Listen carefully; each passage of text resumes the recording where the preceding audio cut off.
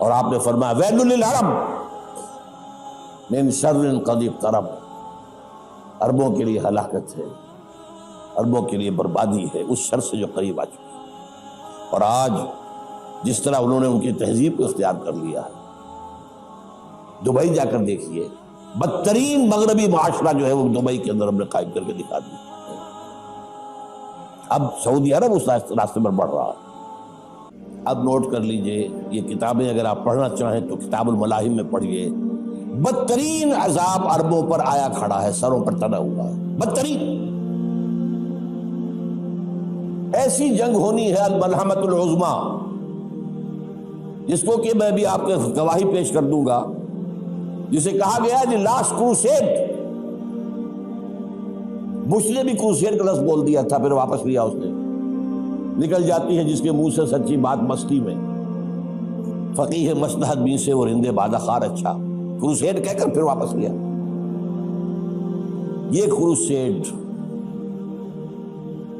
اس کے اوپر جس قدر نقصان ہونا ہے عربوں کا، گریٹر اسرائیل بنے گا، یہ عراق، شام، اردن، سعودی عرب کا کچھ شمالی علاقہ، ترکی کا جنوبی علاقہ، مصر کا صحرائے سینا، اور اس کے ساتھ ہی جو بہترین اس کا زرخیز ترین علاقہ ڈیلٹا آف نائل، یہ سب یہودیوں کے قبضے میں جائے گا۔ اس کو حدیث میں کہا گیا الملحمۃ العظمیٰ۔ عیسائی 80 علم لے کر اے مسلمانوں تم پر حملہ آور ہوں گے، اور ہر علم کے نیچے 12,000 فوج ہوگی، 9.5 لاکھ فوج۔ یہ نیٹو کی تیاری کس کے لیے ہو رہی ہے؟ جب USSR کا خاتمہ ہوا تو پوچھا گیا تھا نیٹو چیف سے، اب کس لیے؟ تمہارا وہ دشمن تو ختم ہو گیا، اب ہمیں اسلامک فنڈامنٹلزم سے نمٹنا ہے۔ وہ جانتے ہیں خطرہ یہی ہے، اب اسلام ابھر سکتا ہے، مسلمانوں کے سینوں کے اندر وہ آگ ہے، اوپر خاکستر آ گیا ہے، تمہیں اٹھانا بیٹھنا، یہ اندر تو انگارہ ہے، اوپر سے راکھ ہے، اسے دھوکہ نہ کھا جانا ان کے دلوں کے اندر۔ اور بش نے کہا تھا مسلمان چاہتے ہیں کہ ہسپانیہ سے لے کر انڈونیشیا تک نظام خلافت قائم کریں، اور میں حیران ہوا تھا کہ اس کمبخت کو ہسپانیہ کا خیال کیسے آ گیا؟ ہمیں تو کبھی آتا ہی نہیں، اب ہم تو بھول گئے، وہ تو 500 برس پرانی بات ہے جبکہ وہاں سے ہمیں نکال دیا گیا تھا۔ اگرچہ اقبال نے کہا تھا ہے ارض فلسطین پہ یہودی کا اگر حق، ہسپانیہ پر حق نہیں کیوں اہل عرب کا؟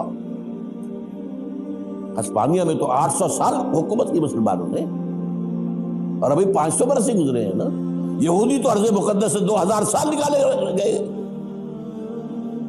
انہیں لا کے آباد کیا گیا، عربوں کے سینے میں خنجر بھونک دیا گیا۔ وہ چھوٹا سا ملک جو چاہتا کرتا، کوئی پوچھنے والا نہیں۔ امریکہ جیسے اپنے بیٹے کی حفاظت کرے ویسے کرتا اس کو۔ اور حضور نے فرمایا ہے وہ جنگ جب ہوگی تو ایک باپ کے اگر 100 بیٹے ہوں گے تو 99 ختم ہو جائیں گے، ایک بچے گا۔ یہ حدیث ہے صحیح۔ اور آپ نے فرمایا ویل للعرب من شر قد اقترب، عربوں کے لیے ہلاکت ہے، عربوں کے لیے بربادی ہے اس شر سے جو قریب آ چکی ہے۔ اور آج جس طرح انہوں نے ان کی تہذیب کو اختیار کر لیا ہے، دبئی جا کر دیکھیے، بدترین مغربی معاشرہ جو ہے وہ دبئی کے اندر ہم نے قائم کر کے دکھا دیا۔ اب سعودی عرب اس راستے پر بڑھ رہا ہے۔ لیکن میں اس کے وہ پہلی بات جو کہہ رہا ہوں وہ تو یقینی ہے، اس میں تو احادیث صحیحہ موجود ہے۔ اگرچہ اس کے بعد پانسا پلٹے گا، پھر حضرت مہدی کا ظہور ہوگا، حضرت عیسیٰ کا نزول ہوگا، اور وہ گریٹر اسرائیل گریٹر گریو یارڈ بنے گا یہودیوں کا، ایک ایک یہودی قتل ہوگا اور دفن ہوگا۔ یہ بات میں ہونا ہے، میں پہلی بات بات کر رہا ہوں۔ وہ پانسا پلٹے گا جب پلٹے گا، ابھی جو سامنے ہے وہ کیا ہے؟ جس ملحمۃ العظمیٰ کہا حضور نے، جسے آرمگیڈون کہتے ہیں عیسائی۔ آرمگیڈون کی اگر کہیں جا کر آپ دیکھیں گے، آپ ڈکشنری میں مانی क्या लिखा है? A very big war which will be fought between the forces of evil and good before the end of this world. इस दुनिया के खात्मे से पहले खैर और शर की कुव्वतों के दरमियान बहुत बड़ी जंग होगी। अर्मगेदोन उसे कहते हैं अरबी में, और आर्मगेडॉन उसे कहते हैं अंग्रेजी के अंदर, और ये बाइबल की आखिरी किताब के अंदर है, जो इसमें कि मुकाशफात यूहन्ना, रेवलेशंस ऑफ सेंट जॉन। ये तो मैं कह रहा हूं यकीन के साथ, और ज्यादा दूर नहीं आया चाहता है, इसलिए कि यहूदियों का और ईसाई जो कंजर्वेटिव्स हैं, न्यो कंजर्वेटिव्स, उनका 5 निकाती एजेंडा है मुत्तफक अलैह, जिसके तहत कि ये जंग सलीबी शुरू की गई है। तो सुन लीजिए आप। आर्मगेडोन नंबर 1, ग्रेटर इजराइल कायम हो जाना उसके नतीजे में नंबर 2, मस्जिद अक्सा और कुब्बतुस सगरा को गिराना नंबर 3, वहां 3rd टेंपल, वो मस्जिद जो हजरत सुलेमान ने बनाई थी 1000 कबल मसीह में, फिर बर्बाद की थी नेबूकदनेस्सर ने, दोबारा बनाई गई, फिर दोबारा खत्म हुई 70 ईस्वी तक गिरी पड़ी है। उनका खाना काबा गिरा हुआ है 70 ईस्वी से लेकर आज तक। एक दीवार है वेलिंग वॉल, जहां जाते हैं, रोते हैं, पीटते हैं, मातम करते हैं, वहां वो बनेगा 3rd टेंपल। और नंबर 4, उसमें लाकर रखा जाएगा तख्त हजरत दाऊद का। ये तख्त कहां है इस वक्त?